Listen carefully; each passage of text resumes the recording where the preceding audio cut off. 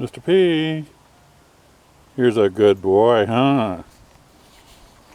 Mr. P and I saw that a lot of people watched the first one of these compost videos, and I threatened to make a second one. And I don't know if you liked it or not. People don't put likes. If you put likes, then I'll think, oh, well, okay, they liked it. I could make some more. Otherwise, I'm just kind of guessing, did they like it, or did they just watch it because it said compost, and compost is so exciting? I covered some of this stuff. I'm going to kind of go over the most important things. How much to just an amount of vegetables, whatever. Here's a fava bean that this lived through 10 degrees. Some of his buddies in the row didn't, but hey, one made it. For a given amount of vegetables, if you compost them, how much mineral that would produce the right amount of minerals to grow how much of the same vegetables? The same amount. It's pretty obvious, right? So that means that when you compost, like these are my turnips here. I'm just going to go down this where you can see these made it through the 10 degrees too, of course. And you couldn't even hardly see the turnips until a lot of the foliage got burned off. But there they are. You can see they're planning on living. That one isn't. One on the left, see, it's all the foliage is dead. So, lots of turnips. Turnips are good. These are much better than the ones that you get at the store, so. Isn't that right, Mr. P? I think so. Yep, he says they are. So, if we know that like so many pounds of vegetable junk equals so many vegetables, that means that you got to compost a lot of stuff to get much. But it also means that there's some kind of point in composting. You're getting something out of it. Now I like this, I like using it for mulch.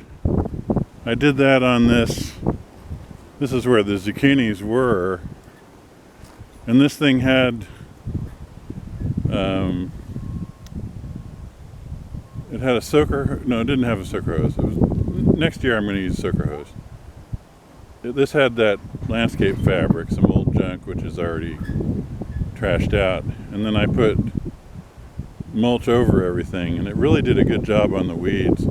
I just cut holes to stick the well, this stuff is wheat. This kind of bluish grass, that's wheat. I just went and made little holes for the plants, and then put mulch over everything. And I almost didn't have to weed, which around here is a huge big deal. This is West Texas, Climate Zone 7B. Just really, there's the notorious monster that does my rototilling for me. It's a little bit faster than a rototiller. It's like a 1947 or something like that. It's a 48N, if you care about such things. Not worth a whole lot. It's something that you can get. You get one of those for $2,000 to $5,000 probably. Depends. I mean, well, you could pay more, you can pay less.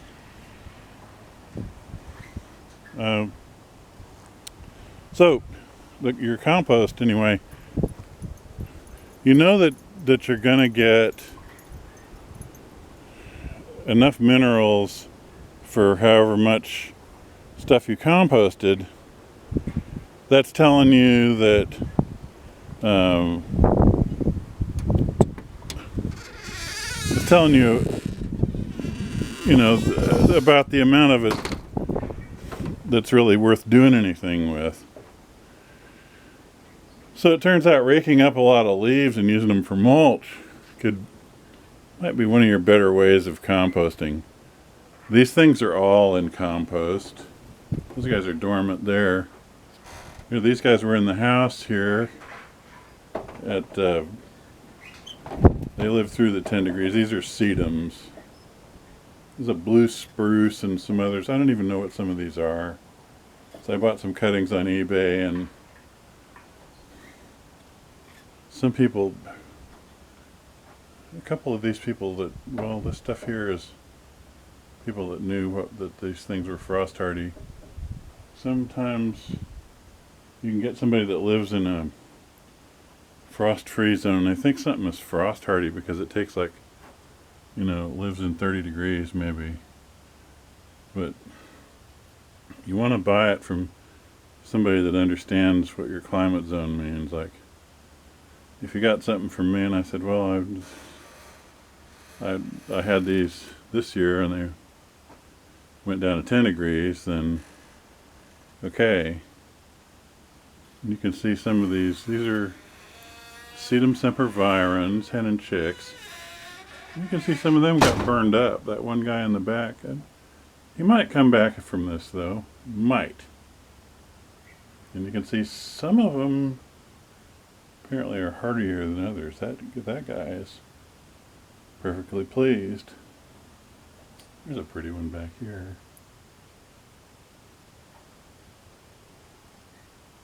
These, I think, I might be selling in a few years I might get a whole bunch of them, especially if I can get them to start from seeds.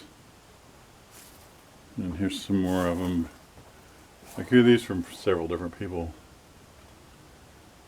but you just look on eBay for Sedum sempervirens or hen and chicks. Either way, I mean, everybody knows what they are. There's a few little pots. These are my glazed pots. These are like your basic 2-inch starter pots. Then we got there's one's about 3.5 or 4-inch one. And then these, I've been doing some remodeling in here. So I have these guys all kind of stacked up in this box, but you can still tell what they are. So composting, we were going to compost, weren't we? Is that what we were going to do? Yeah, okay, I got it right. This is a neat place to grow something down here under the bench. This is some of the remodeling of these patio doors and windows. This is what that fiberglass gets like in 10 or 12 years. It's not really much good because everything gets leggy. So I wouldn't use those. It probably sounds kind of scatterbrained, but I'm just trying to give you stuff that's worth knowing and show around a few things. So the compost, if you take mineral supplements, there might be more minerals in your urine than there is in your compost, and you can just go right between the rows. And the reason you don't go right next to the plant is the salinity, the more salt that's in your diet, and we all eat too much salt in America. This is the shredder here. I just got that rear wheel put on a friend of mine down the way, doing sort of a mutual aid thing, if you ask me. Only charged me $25, so. But I gave him 50 and said, well, I got something else I want you to do. Compost. As a mulch, it's going to do a lot for you. As a fertilizer, it's only as good as what goes in, so you're going to have to put back the same amount, you know, like of just of the same vegetable in theory, to have the same mineral content and therefore replenish the soil. But like leaves are dry, they might have a lot more minerals. Here's a view of the back, and he's all just checking out, probably chasing a squirrel. There's a dog in the next yard too. Sometimes they get together and have a bark fest. One of them on each side of the fence, barking like crazy, like they were going to get in a fight, but they're wagging their tails. So your compost, there's all these, people have all these rules. Just throw it on the ground and plow it under. It doesn't matter what you do with it. It goes in the soil or it doesn't go in the soil. These are some radishes coming up because of the recent rains. They were actually sown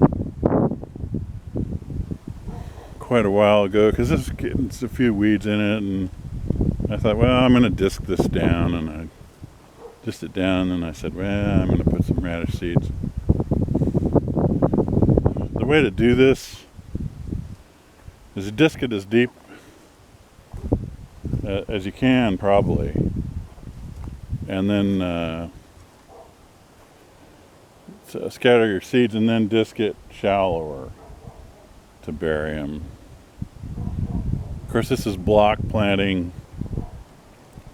Weeding is like incredibly difficult, and I basically don't do it.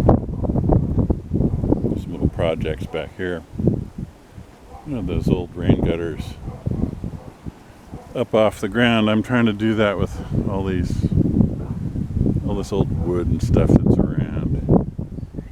And here's part of the composting system around here. You see that cart back there is junk off of this arborvitae here, deadwood pruning, and I put the little kindling junk in that cart, and then here's some more of that kindling junk in a basket I made out of 1x2 utility mesh fencing.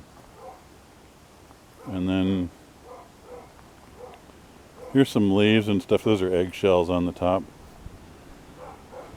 And that's sat in a 15-gallon can and had some urine added to it. So it's going to have a good amount of nitrogen. Remember, if you do that you've introduced kind of a bunch of, he never uses this here, never, but he's got it. I guess he'd rather be inside. So would I. When you compost, if there's urine on it, there's going to be salt. And even like, I don't buy salt. I use that salt substitute. This is some new stuff just out of the shredder. But there's salt from all this processed food, and when you spread that mulch out, if it hasn't been leached a little bit, you're putting salt into the ground, which is fine if the stuff is salt tolerant. Here's Mr. Chipper Shredder.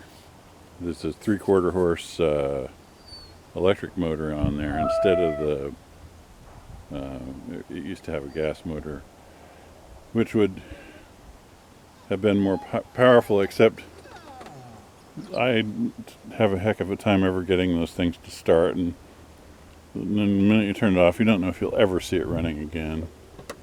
He's got urgent business inside, I guess.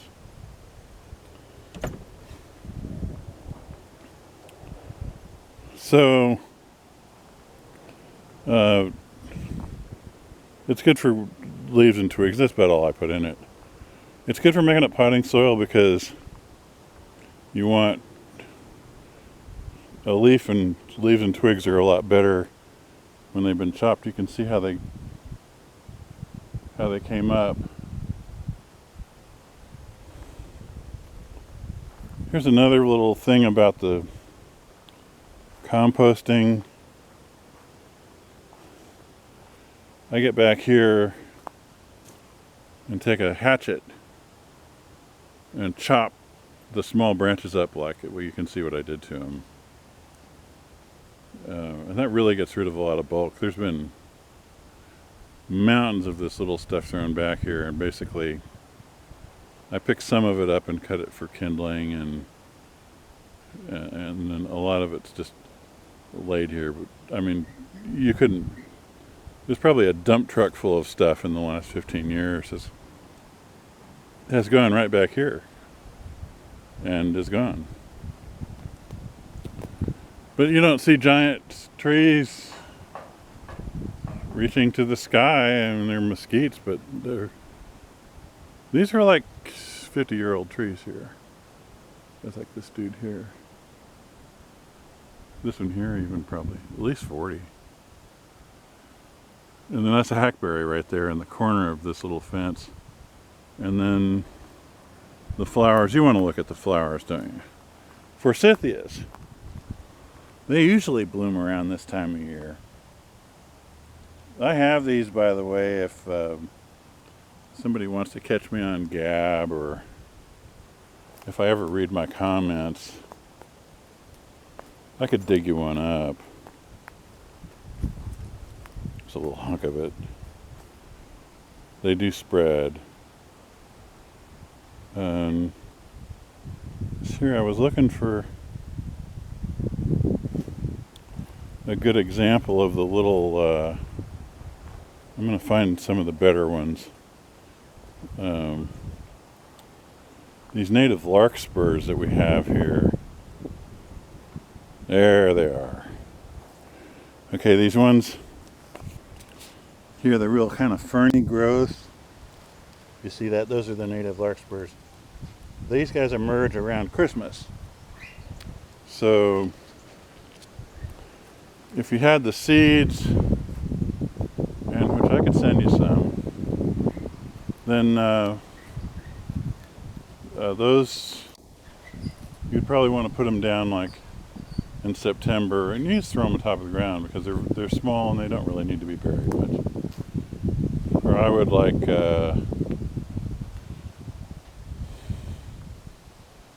you could take a patch like this right here and then just disc it and maybe even rake it smooth, and then throw the seeds like in September, and just you leave it a little bit bumpy. The seeds are going to get buried some, and I think they're one of those ones that probably wants light, because most small seeds do. If they don't get their light, they figure they're buried deep, so they don't germinate. Of course, they don't really think, but you know, analogously, they're programmed to assume they're buried too deep to sprout until they see a little bit of light through, and then they have their soil temperature and their amount of water, and then that's what makes them come up. These are grape hyacinths. Probably been here about 10 years. Out of one little patch that was like one shovelful. So they spread pretty good.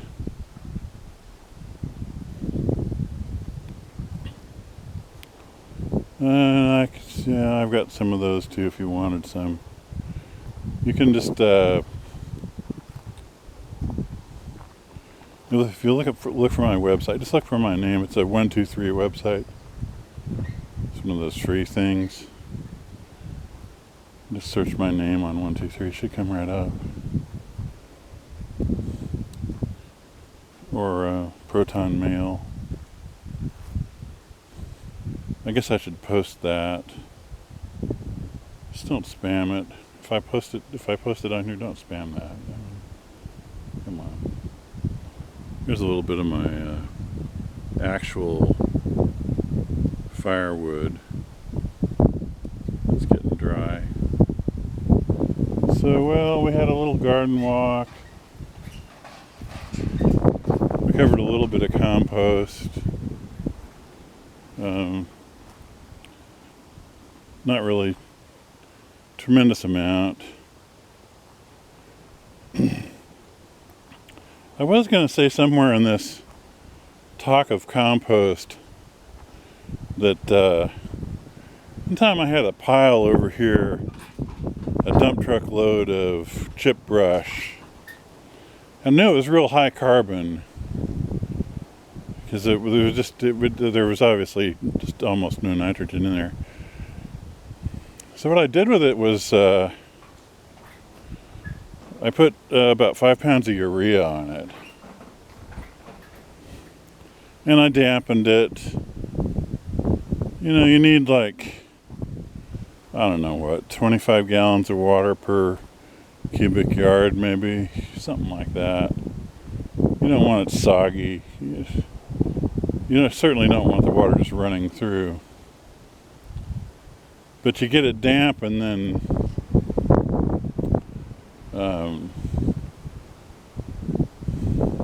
chicken manure. I mean, I would prefer chicken manure, but I bought urea because I couldn't get chicken manure. And urea is just a salt, so it's probably not a whole lot different than using like horse urine or whatever. So this is the potting bench. It's over here. This was cooking some potting soil, this little electric cooker, and that's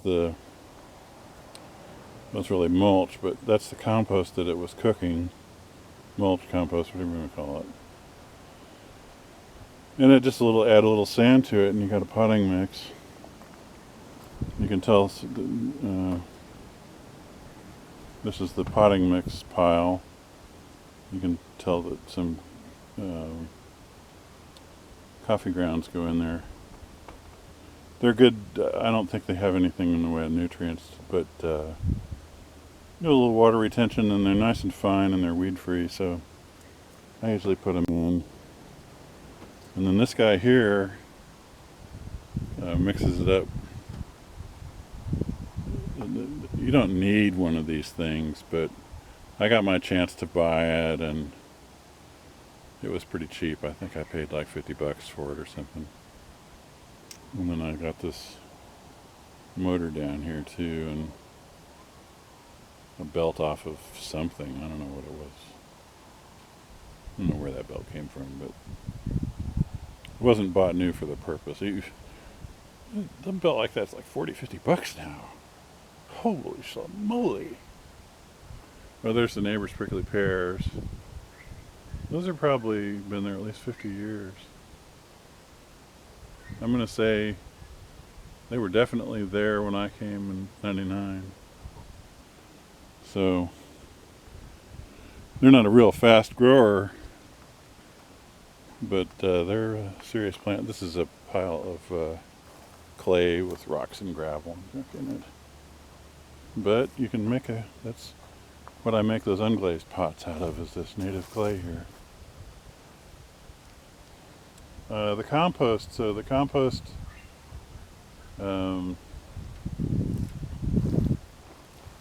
I made from the chip brush, well, that stuff is high carbon, so I put the urea, I had it right here, and dampened it, and then because it's fairly coarse, I put black plastic over it because it has enough oxygen already. It didn't need to breathe the way a finer material would have had to. And so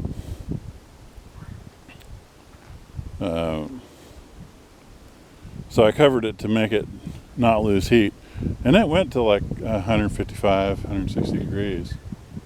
So it worked. That's a minnow tank that I got. Paid Paid 20 bucks for it and then paid 80 to have it moved over here.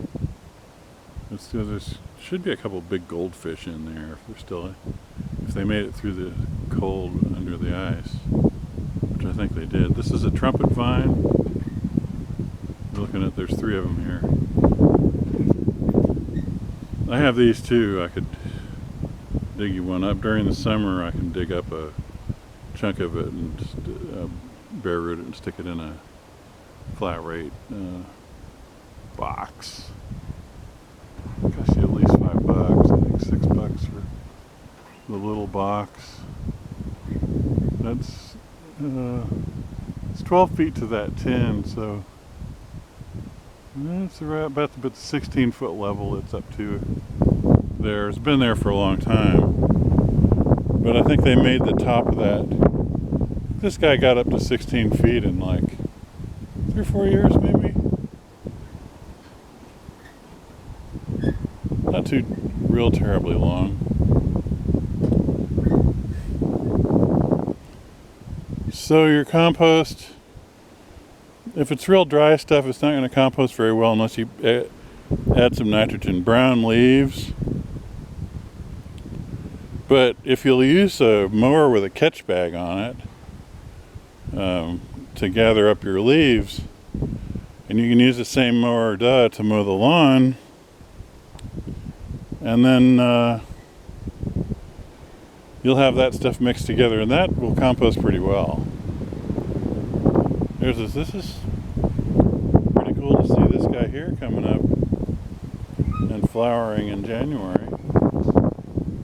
You can eat all parts of a dandelion, they say. It's supposed to be that they were brought to the New World for that purpose, actually. And we had some Delospermum here, which might come back from the roots. The tops certainly are gone. And then if you look down in here,